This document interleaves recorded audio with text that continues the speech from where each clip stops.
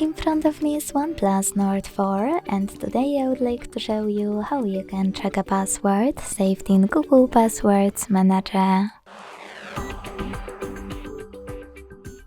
Begin by launching Settings and scrolling all the way down to access Google.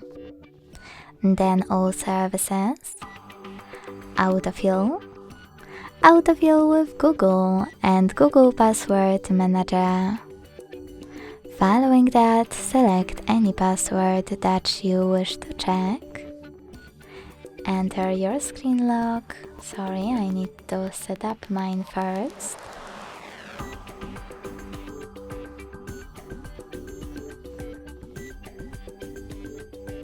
And tap on this eye icon next to your password to make it visible.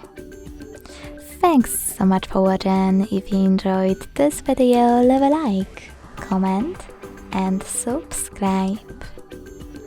Bye!